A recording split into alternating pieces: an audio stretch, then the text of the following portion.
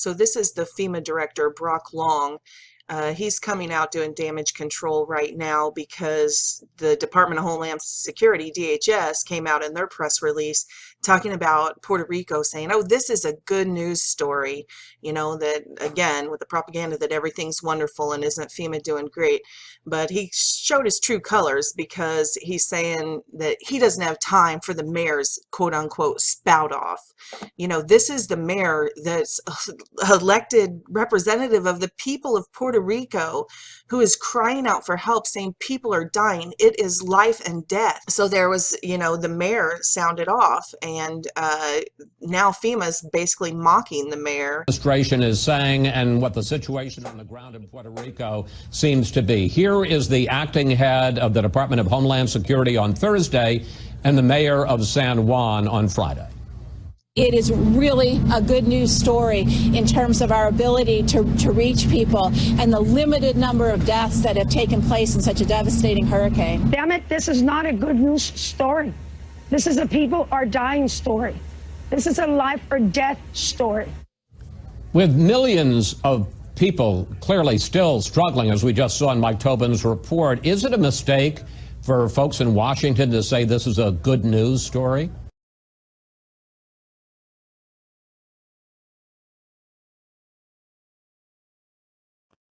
Okay, these are the FEMA barges that are coming into the ports in Texas, in Port Arthur, and people are complaining about they don't want to get on them. People are being shuffled from shelter to shelter because a lot of the shelters were set up in like high school gymnasiums and stuff like that, and they're already getting the kids back to school. So these people who don't have homes, they've been, you know, displaced from their homes, they've been destroyed, and it's going to take a while to rebuild all of that. They still have to have shelter, so they're being shuffled from shelter to shelter, and they've brought in these barges into the ports to keep them housed in these on water FEMA barges. So the thing that I find interesting, and I think everybody needs to keep their heads on, you know, that's what makes people not understand and not listen to what we're saying, is because people are, oh, they're killing people and they're putting them in these ships and they're never going to return, and, you know, they're cloning people. And it's like, slow down, folks, slow your roll, and let's talk about what's actually true and what's actually happening. Now, my concern, and what I think, you know, bears out the facts of how they see us, how the government sees us, is let's take a look at the refugee housing and bunkers that the elitists at the government, our actual elected government, not just the shadow government, these are our actual elected officials. Okay, this is how they spend their money to house us. Okay, this is how they spend our money to house themselves. This is the Greenbrier, America's awesome palatial resort. Now, I put this on there. These are their bunker tours. So this is, see the bunker over here? For years and years and years, they denied that this existed. But now, you know, there was enough leaks and everything that they've opened it up for tours and all of that to show the public, because it can't be used anymore because it's not secret, and they need a, you know, a very secret location in the event of some major cataclysm. So anyway, this is absolutely true. This is the bunker that they built for themselves, one of many, but this one has been opened up to the public, just so you know I'm not making this stuff up. Okay, so this is Greenbrier. This is what the inside of their you know, the refugee areas that they built for themselves. They put schools in there, and hospitals and auditoriums, and, you know, all sorts of, they stockpiled everything they would ever need. You know, they have beautiful rooms. I mean, these are the bunkers. These are the bunkers that the elitists made for themselves. These are the rooms that they made for us. Now, come on. It looks like a prison. It looks exactly like a prison inside these barges that are pulling into Texas. This is your luxurious, you know, resort right here. This is what you get for your tax dollars. Now, you know, this is what they get for our tax dollars. We paid for this. So this is what they get. This is what they get. And this is what you get for your tax dollars. Welcome home, Texans. Here you go. Jump into this prison. This is awesome. Now, what I find especially interesting about these barges that are showing up in the Texas ports after the hurricane is that it reminds me of, remember back in, what was it, 2012 or 2013, that people were talking about these Google barges. These Google barges right here. This is a picture of the Google barges. One at Treasure Island on the water, right at the wharf in San Francisco. The other one has been moored in a Maine harbor since earlier this month. At least that's what the Portland Press-Herald has said. And this barge, the second one in Maine, has a similar four-story structure and is registered to the same company that owns the barge at Treasure Island, which of course is linked to Google.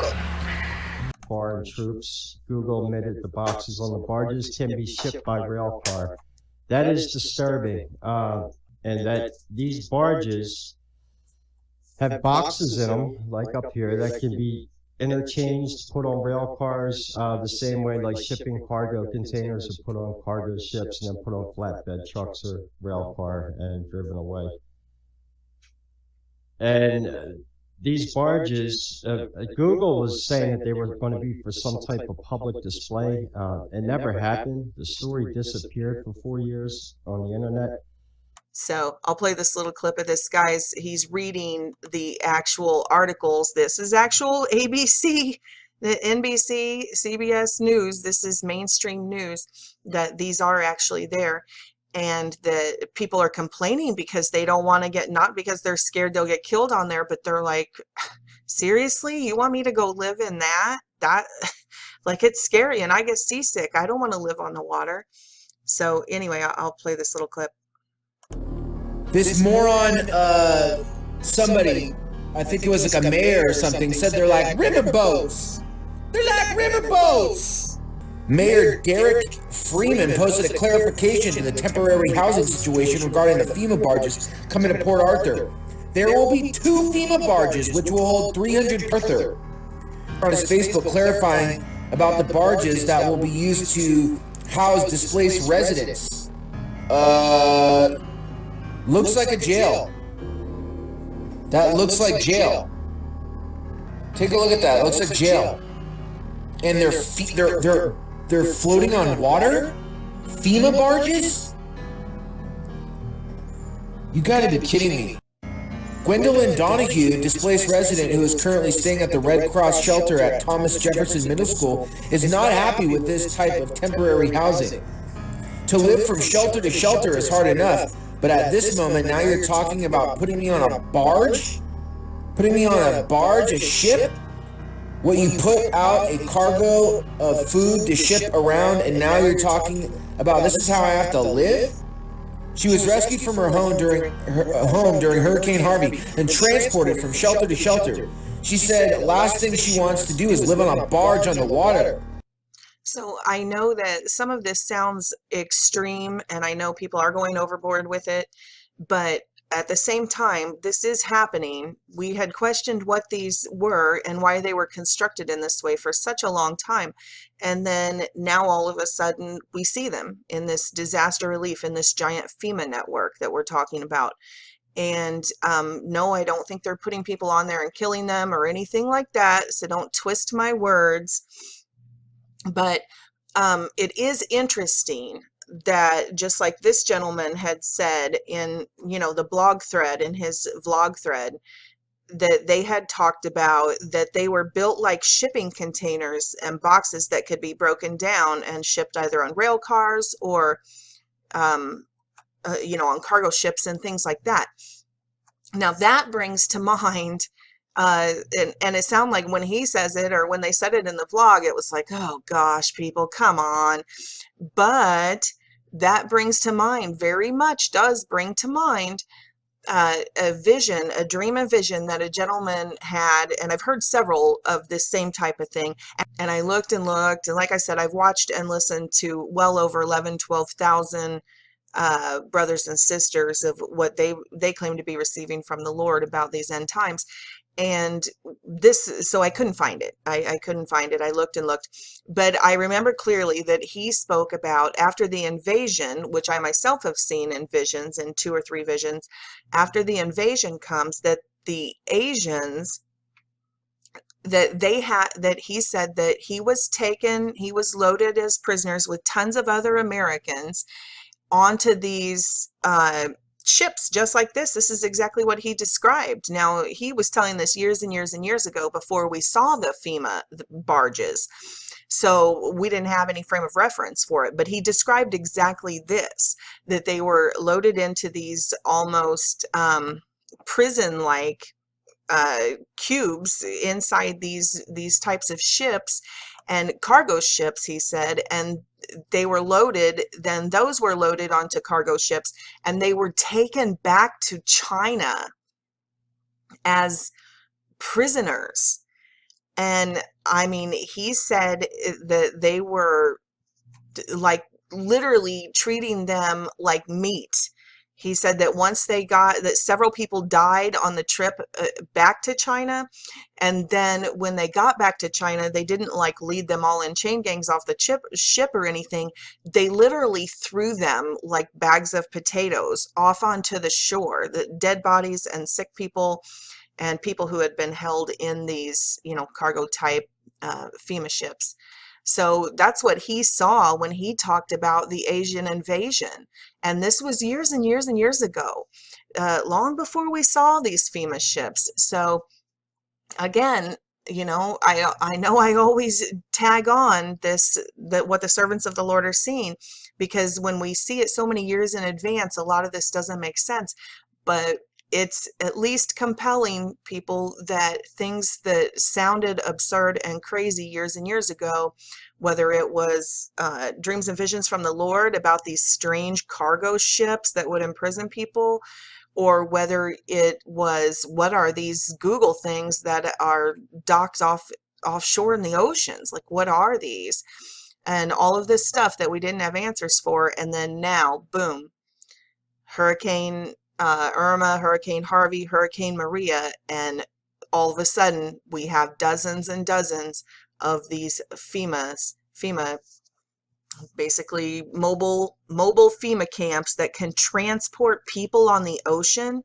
Why would they even build mobile FEMA camps that could transport people on the ocean? Unless something like this gentleman saw in his warning vision from God after the Asian and Russian invasion is something that could actually happen.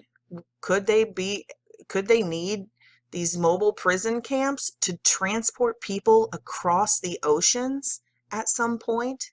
Foreign troops, Google admitted the boxes on the barges can be shipped by rail car. That is disturbing. It's starting to sound a lot more like the Nazi roundups of World War II. The last theory, which is probably the one that was true, is these were not Google barges, but prison torture barges to be floated out to sea.